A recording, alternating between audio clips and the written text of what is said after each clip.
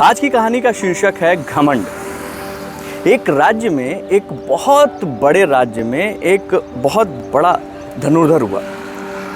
उसकी धनुर्विद्या चारों तरफ ख्याति उसकी फैली हुई थी और उस राज्य का राजा भी मानता था कि इससे बड़ा धनुर्धर कोई नहीं हो सकता। इस बात का घमंड उस धनुर्धर को भी था। तो एक बार राजा ने उसको बुलाया और कहा, भाई ऐसा है, एक ओपन चैंपियनशिप का ऐलान करते हैं, इस राज्य के आसपास के तमाम राज्यों को मिलाते हैं और देखते हैं कि कोई भी धनुर्धर जो आपके सामने खड़ा हो सके, ऐसा मुझे नहीं लगता कोई होगा, तो अपने आप को आप सर्वश्रेष्ठ धनुर्धर की उपाधि दे ही दो, हमारे राज्य का मान बढ़ेगा। वो जो धनुर्धर था उसके अंदर का घमंड भी सिर चढ़कर बोल रहा था। ये सारी बात दरबान सुन रहा था, जो उस राज्य का, जो उस दरबार का दरबान था, वो सुन रहा था। उसको हंसी आ गई। बातचीत खत्म हुई, तुरंत वो धनुर्धर उसके पास पहुंचा, क्योंकि उसने देख लिया था कि ये हंसा।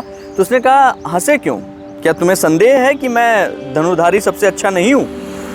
इस बात पे उसने कहा, हुजूर संदेह तो कोई नहीं है, लेकिन बस एक गुजारिश है कि आप इस गांव में एक लकड़हारा रहता है, वो भी धनुर्धर है, आप उससे एक बार मिल लीजिए, उससे मिल लीजिए, आपको जो है मेरी हंसी का कारण पता चल जाएगा। उसके अंदर जिज्ञासा हुई धनुर्धारी के अंदर, और वो जो है उसी शाम उस जगह पहुंचा जहां पे वो लकड़हारा रहता था। वो लकड़हारा बहुत अद्भुत था, लकड़ी बीनता था, बहुत दिखने में बहुत साधारण, लेकिन उसकी खास बात क्या थी? उसकी खास बात ये थी कि वाकई वो बहुत अच्छा धनुर्धर था। इतना अच्छा धनुर्धर था कि जब ये पहुंचा और इसने कहा कि भाई मैंने सुना है कि आप धनुर्धर हैं, आपको धनुष चलाना आता है, बहुत अच्छा धनुष चलाना आता है, तो मुझे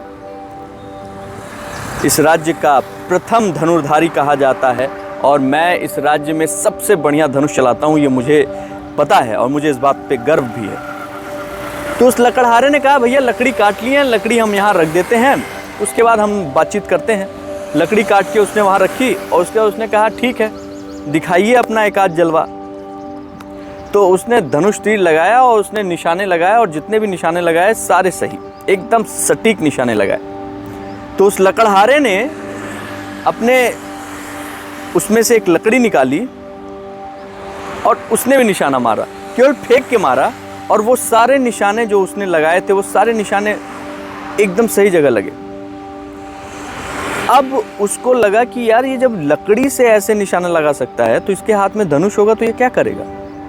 ये सोच ही रहा था, तभी उसने देखा कि उस लकड़हारे ने बहुत ही साधारण सी चीज़ से, बहुत ही साधारण सी एक छोटे से डंडे से उसने एक ऐसा निशाना साधा जिसने जो है उसकी सोच को बदलने के लिए मजबूर कर दिया। उसने उस छोटे से निशाने से एक डाल पर टंगी हुई एक पत्तियों भरी पूरी डाल को नीचे गिरा दिया। अब उसको लगा कि यार ये जब लकड़ी से ऐसे निशाना लगा सकता है, तो इसके हाथ में धनुष होगा तो ये क्या करेगा? ये सोच ही रहा था, तभी उसने देखा कि उस लकड़हारे ने बहुत ही साधारण सी चीज़ से, बहुत ही साधारण सी एक छोटे से डंडे से उसने एक ऐसा निशाना साधा जिसने जो है उसकी सोच को बदलने के लिए मजबूर कर दिया। उसने उस छोटे से निशाने से एक डाल पर टंगी हुई एक पत्तियों भरी पूरी डाल को नीचे गिरा दिया। उसको लगा मुझे इससे सीखने की ज़रूरत है और बहुत कुछ सीखने की ज़रूरत है। वो धनुर्धारी उसके पास रुक गया और उस लकड़हारे से उसने सीखना शुरू किया और सीखता चला गया। 3 साल बीत गए। उस लकड़हारे ने उसको सब कुछ सिखा दिया, और जब सिखा दिया तो उसके बाद फिर उसने कहा कि ठीक है, अब तो हमारे जाने की बेला है। जाते समय उसको लगा कि मैं चला जाऊंगा और बाहर जाके मैं अगर ये ऐलान कर भी दूं कि मैं सर्वश्रेष्ठ धनुर्धारी हूं, तो भी मेरे मन में ये शंका रहेगी कि मेरा ये जो गुरु है ये तो जिंदा है और सर्वश्रेष्ठ तो यही है, तो बात नहीं बनेगी, मेरे अंदर जो है शांति नहीं रहेगी। भले ही ये जो है बाहर न निकले, किसी को ना बताए, लेकिन मुझे तो पता है ना कि असली धनुर्धारी यही है। तो उसने कहा इसको मार देता हूँ। मन में ख्याल आया, मार देता हूँ।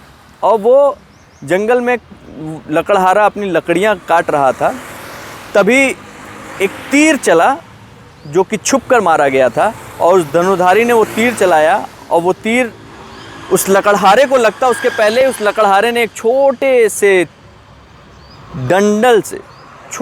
डंठल से उस तीर को उसकी तरफ फेंका और वो तीर घूम गया और घूम के सीधे जाके उस धनुर्धारी को ही लगा। वो लगा, धनुर्धारी चिल्लाया, लकड़हारा वापस पहुंचा उसके पास और जहां उसको वो तीर लगा था वहां पे हाथ पे उसको जो है पकड़ कर बैठ गया। उसने बोला कि देखो, सबसे बड़ी जो समस्या है वो यही है कि आप अपने गुरु को ही मारकर नंबर 1 बनना चाहते हो। नंबर 1 का ये लड़ाई है, यही तुम मान के चलो तुम्हारा गुरु मर चुका है, क्योंकि तुमने जो कृत्य किया है उसके बाद कोई गुरु जिंदा नहीं रहता। मैं आज से धनुष विद्या न सिखाऊंगा किसी को, और ना ही धनुष मैंने उठाया है सालों से, और ना ही मैं उठाऊंगा।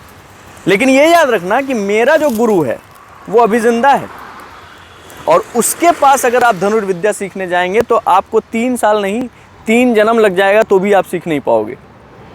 वो सुनकर उसका मुंह खुला का खुला रह गया कि अगर ये जिसको मैंने अपना गुरु माना है इसका भी कोई गुरु है तो वो कैसा होगा। तो उसने कहा वो ऐसा है जिसको मुझे तो धनुष उठाने की ज़रूरत नहीं पड़ती है, लेकिन फिर भी मुझे एक लकड़ी का टुकड़ा उठाना पड़ता है और उसको फेंकना पड़ता है। लेकिन मेरा जो गुरु है वो उसको लकड़ी का टुकड़ा भी उठाना नहीं पड़ेगा, वो अपने भाव से तुम्हारे तीर को तुम्हारी तरफ वापस कर देगा। वो अपने भाव से, अपने नज़रों से वो तीर चला सकता है और वो काम कर सकता है जो कोई नहीं कर सकता। ये सुनकर उस धनुर्धारी का घमंड एकदम ज़मीन पे आ गया। अपनी ज़िंदगी को और खूबसूरत बनाने के लिए चैनल को सब्सक्राइब कीजिए, लाइक कीजिए, शेयर कीजिए, कमेंट कीजिए।